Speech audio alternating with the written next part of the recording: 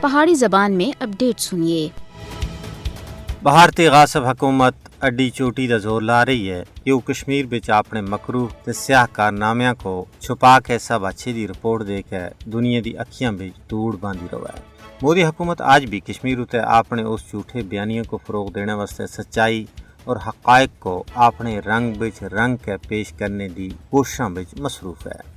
بھارت 5 اگست 2019 دے اپنے غیر قانونی، غیر اخلاقی اور یک طرفہ اقدامات کو درست ثابت کرنا واسطے سرمایہ کاری، امن و ترقی اور معمول دی واپسی دے جھوٹے بیانیے تیار کیتے۔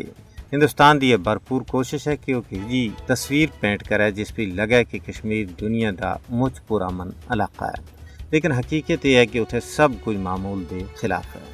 کشمیر دی زمینی صورتحال بھارت دی طرفوں رچائی گئی معمول دی واپسی دے بھارتی کھوکھلے دعویاں دی نفی کر رہی ہے۔ وہ اس چیز دی بھی نفی کر رہی ہے کہ ریاست جڑا ہے وہ سیر سپاٹے واسطے ایک پرامن علاقہ ہے۔ کشمیر بچ امن و ترقی اور معمول دی واپسی دے بھارتی دعوے ایک مذاق بن کے رہ گئے۔ دنیا ہن بھارت دی مکاری و عیاری اتے یقین کرنا واسطے قطعاً تیار نہیں ہے۔ دنیا ہے رہی ہے کہ مقبوضہ ریاست جموں کشمیر بچ روزانہ دی بنیاد اتے چھاپے، تلاشی، قتل و غارت گری، گرفتاری، دوران حراست، ہلاکت، جعلی جھڑپ، املاک دی تباہی اور عزتاں دی پامالی کون کر رہا ہے؟ کیا ہجی صورتحال وچ کشمیر کو ایک پرامن خطہ قرار دیتا جا سکتا ہے؟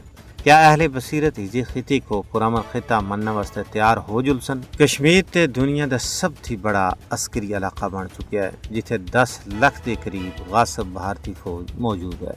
دوئی گل یہ ہے کہ کشمیری سیر سپاٹے اور امن و ترقی دے ہرگز خلاف نہیں، بلکہ انہاں دا بنیادی مطالبہ اقوام متحدہ دے زیر اہتمام رائے شماری ہے۔